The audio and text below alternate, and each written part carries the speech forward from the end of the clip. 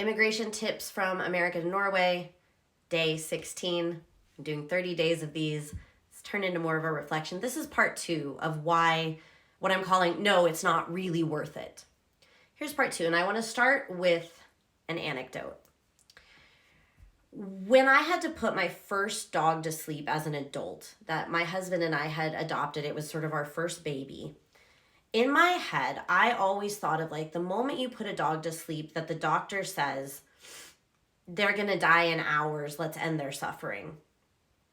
With our dog, and what I've learned as an adult with so many situations in animal care, it wasn't so clear cut.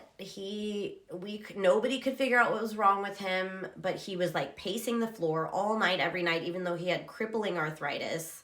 So he didn't want to be moving, but he wouldn't rest. Something was wrong. I don't know. Nobody will ever know if it was a brain tumor or dementia or what. But he wasn't imminently dying in his body. And so I had to decide in this gray zone, not clearly imminently dying, not okay either. What do I do? And that moral responsibility is so hard. Here's the deal. No matter how scared we are about our future and our safety in America, we're not in an obviously war-torn land where people are going to come into our home and set fire to it or try to kill our families right in this moment. We're not refugees or asylum seekers in that way. We're experiencing kind of what I experienced when I put my dog to sleep. We're experiencing a gray zone, which is a slow burning, chipping away at our rights. And we have some idea of whose rights might be going, women's, trans people, gay people, but we don't exactly know how or when, right? So you're in this gray zone. If you had somebody you knew that like you were sort of marked as an enemy of the state and the government was coming for you, the decision to leave to a safer land would be so clear cut. But as Americans right now, we're trying to decide exactly how dangerous is it and when will it be literally physically in our face dangerous. And maybe it's never going to get there in America. Maybe it will always be this slow sort of mysterious dystopia, more like what I would imagine Russia is if I just had to spitball. You know, people live lives in Russia. There's good reasons to want to leave, but, you know, a lot of people just make their way there, right? And live under these circumstances. When you're juggling that, I think it is a lot harder to determine if it's worth it to you to give all this up, particularly based on what I said in my last video, day 15, because we as Americans aren't used to prioritizing something 100 days from now.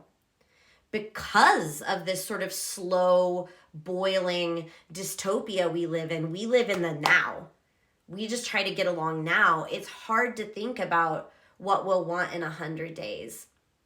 And I think because we're in that gray zone, you might find yourself regretting an immigration decision much more. You can't look back and be like, well, my house is literally burned to the ground. People are searching for my family. You can't say these quite obvious things. So you always can look back and be like, did I have it better there? Did I make the right choice? And then you're going to come here and you can't necessarily say that every day obviously feels better when you're struggling to find work or you're struggling to find jobs that were as well respected as your jobs back home, which can affect our pride. When we didn't have an obvious reason to flee from a clearly war-torn, actively war-torn nation, those decisions are a lot harder and they lead to a lot more regret in the difficult moments when you can't find a job, when you don't know how to navigate a social system.